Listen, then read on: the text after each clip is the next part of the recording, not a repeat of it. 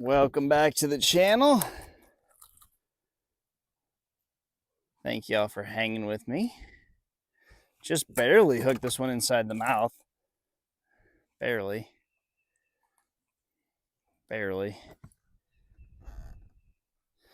So, get this fish back in there.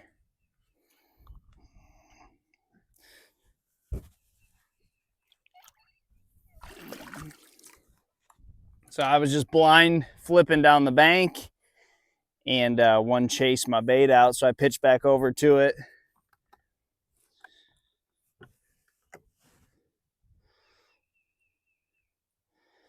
I'm not a big sight fisherman. I'd rather just blind flip around.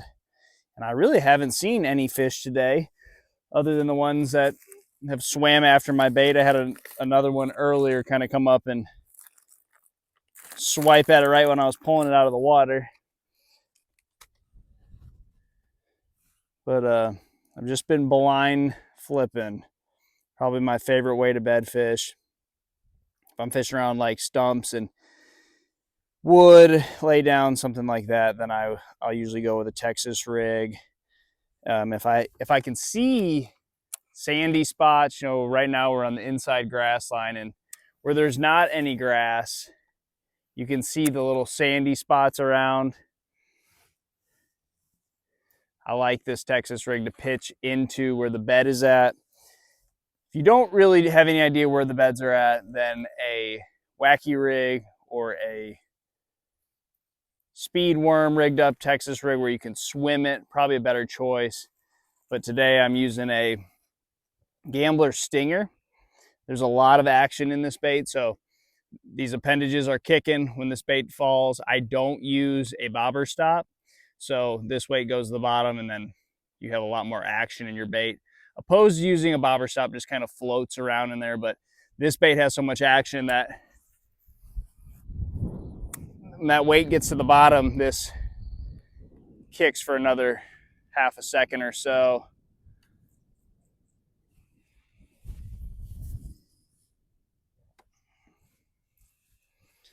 But this is probably, in my opinion, the most efficient way in this type of area. Heavy line, flip and stick, high speed reel, and then just blind pitching around. You could catch these same fish with a wacky rig or some type of swimming worm. I've just seen where if you know where the beds are at, it's usually a better choice to get your bait into the bed and let it sit there for a few seconds. It's harder to do that with a wacky rig or a Senko. The heavy line gives me a better opportunity around all this wood. And we have a ton of wind today, so I'm actually beefed up my tackle. I went up to a 3/8 ounce weight. You can't really see the fish because they're spawning out in about 4 feet of water. This is a clear lake, but it has flats on it, unlike a highland reservoir where fish don't have an option but to spawn in shallow water because they get off the bank, they're in 10 feet of water. Here, we're in 4 feet out here, so the fish can spawn off the bank a little bit further.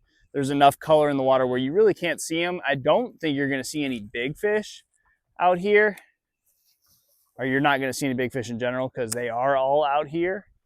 So I'm just blind pitching it around. Every once in a while, I'll have one chase your bait. You can pitch back to them a couple of times, usually get them to bite. But this is my favorite way to bed fish on clear lakes that have a lot of wood in them and flatter lakes. So you're pitching to targets, isolated wood typically is going to have a bed around it if you are in an area that has some fish spawning. So just keep your eyes in the water, be looking for those tan spots that are amongst the black. So I said grass earlier. There's not really grass in this type of, or this part of the lake rather.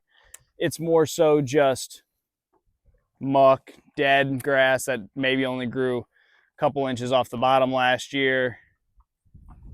And if we have enough sunshine, those sunny spots. Now, I did a video last week about the Carolina rig, and I will say this, after 4 or 5 days of 80-degree weather, what hadn't already thought to spawn is probably moving to spawn. You know, we had a new moon last Saturday, and I didn't know about this last Saturday, but I've done quite a bit of research on a new moon because everyone knows that they spawn on a full moon, but a new moon will push fish to the beds as well, for the fact that they don't have any light at night. So they have to get everything done during the day. The afternoons is when a lot of fish are going to push up on a new moon. So I think we got a lot of fish moving to the bank with the warm water and the new moon that we had.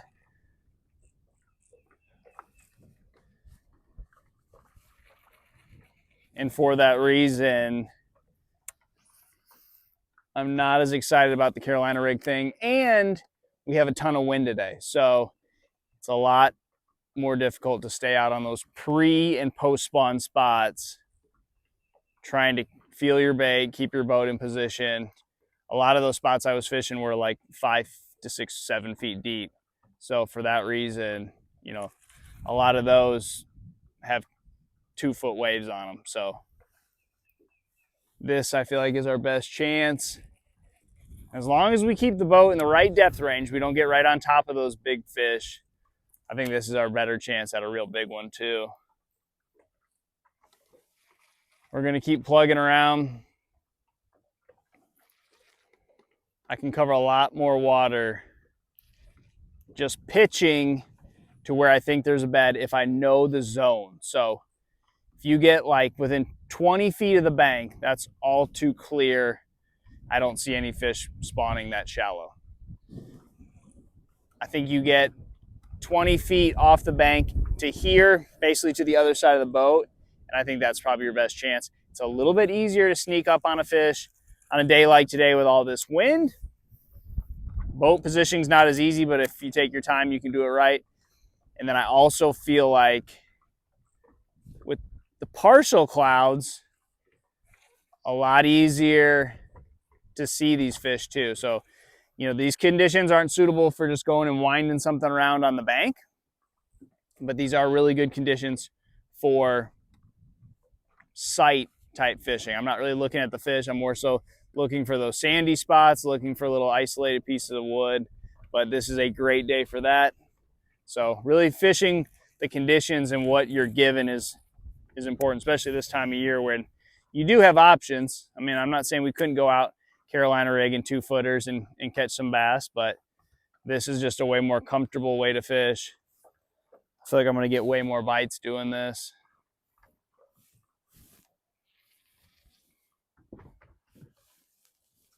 We just got to find the perfect little area where, you know, it's deep enough water behind me to where they can't spread out too far, but enough of a flat where you'll have a little group of them. And then it's all about boat positioning. I don't want to get too close to them.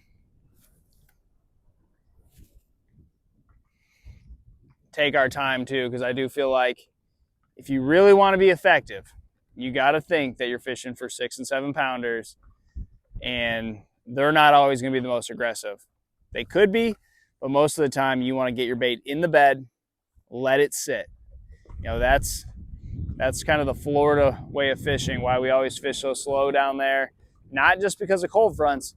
A lot of times it's because there's a fish on a bed. You can't see them. You have no idea there's a fish on a bed, but leaving your bait in the bed is important. And then also what can happen is you flip in there, maybe you're this far away from the bed, you let it sit, fish kind of has an idea that you're in the general area, you give it 5 to 10 seconds, and you pull it a little bit further, and then you are in the bed. Give it another 5 to 10 seconds, they're on it right away, or they're on it in a few seconds. But if you're just letting it sit like your normal flipping, move it a little bit, bring it back to the boat, make another pitch, that might be too fast. A lot of times you just got to kind of slow slow it down.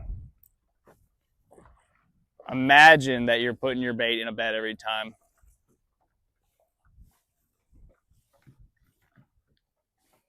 Now where we had been fishing, there wasn't any grass. Now there's grass. So I would typically go to straight braid or braid with an FG knot when I'm around all this grass. It's hard to feel the fish when they bite it and they start swimming that way and you have your line tucked around all that grass. Just go straight braid if it's really dense grass. It's more a little bit here, a little bit there. An FG knot's a really good option. I got straight fluorocarbon, which hopefully doesn't get me in trouble, but it has in the past. And I might go back that way if I don't get bit in this next little 20 feet or so, because typically when you get a bite, that's where you want to spend a lot of time really saturating your bait. But they'll be in wads, you know, that might have been the very tip of it, and they might be spawning all the way through here. A little bit harder to see them with more grass.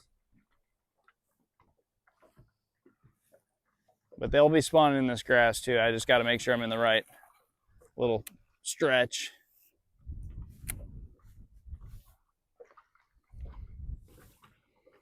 And right where this grass started might have been a good stopping place for them to spawn. So we'll give this a few more pitches, and that might have been just a little isolated clump.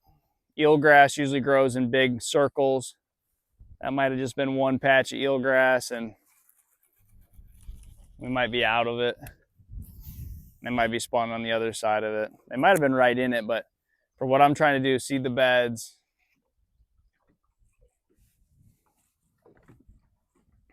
But don't get in a hurry. I mean, I'm not putting my trolling motor above 30. I just bumped it down to 20. I thought I just saw something fishy looking over there. But just keep making pitches, fish slow. And what I'm totally trying to figure out is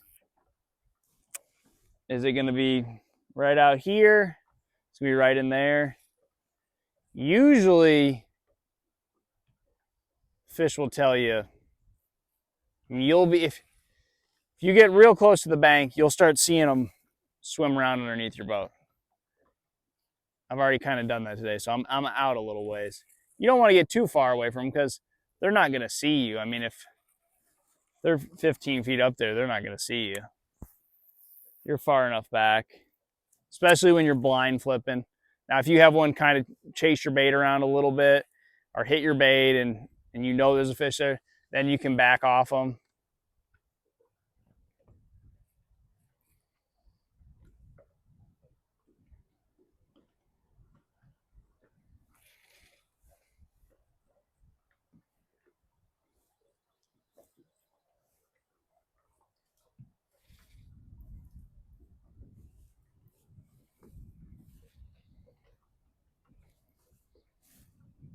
Yeah, that was interesting. There was like one little area that had a ton of grass in it. Now there's back to being no grass.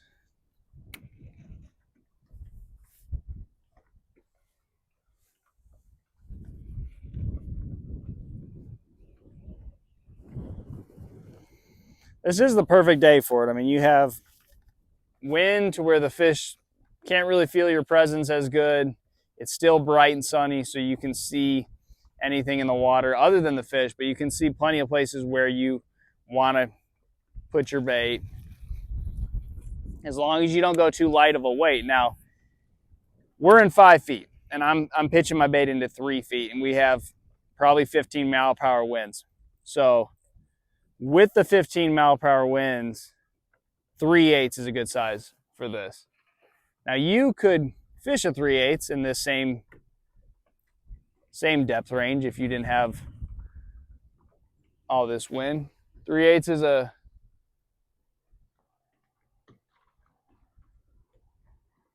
really good size for bed fishing.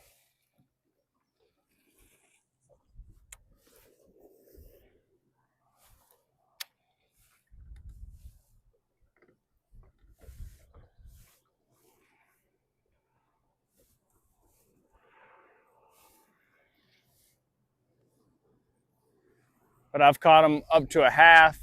If you were really trying to slow it down, really let those fish get your bait good, you could go down to a quarter, 3/16, even an eighth.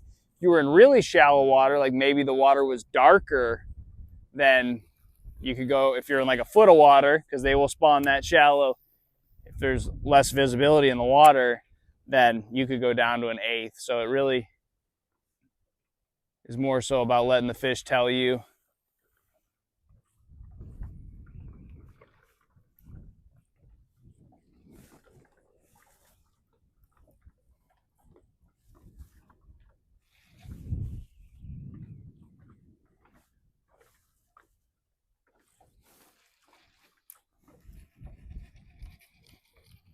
Flip it, cast it. You can swim it back to the boat every once in a while. That's what I like about this Gambler Stinger. It's got those appendages that kick and. But I've caught a ton of fish this way with just a straight beaver style that doesn't hardly do anything but just kind of glide. So I think that's a preference.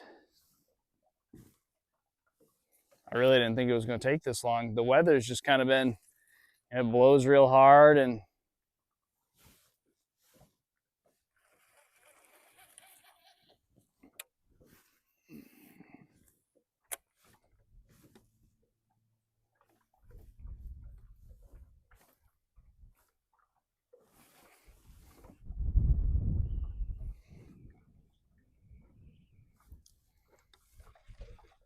just keep flipping around.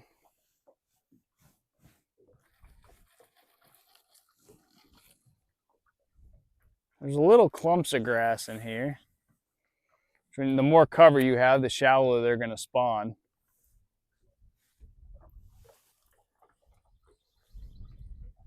As long as the bottom's not too mucky.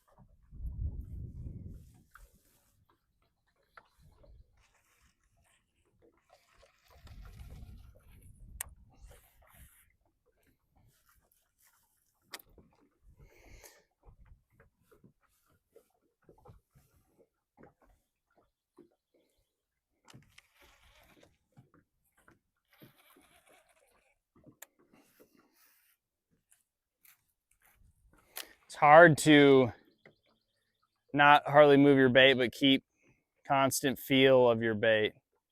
You don't want to move it a whole lot. You just kind of want to shake it. If you're in a bed right now, then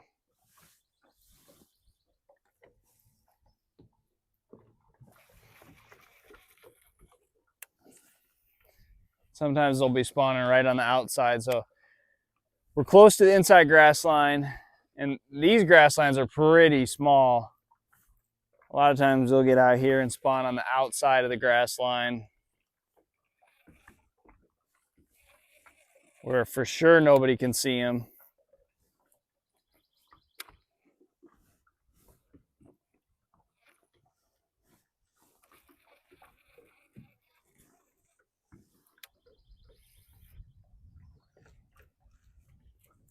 And there's all kinds of baits. Every soft plastic you own can catch a fish, and these types of scenarios is just about being efficient. A drop shot would catch these fish. Obviously, I'm not gonna be able to get a drop shot through all the grass that's down there, but you can take about any soft plastic in your tackle box and rig it up on something and catch a spawner. So if you don't have a bunch of grass, or you aren't worried about getting your line tangled up in a tree or something like that, then use the lightest line you can get away with. I don't think these fish are really feeling the presence of my line too bad. So I want to go with the heaviest I can go with, just in case I hook a real big one that I have no problem horsing them out of it.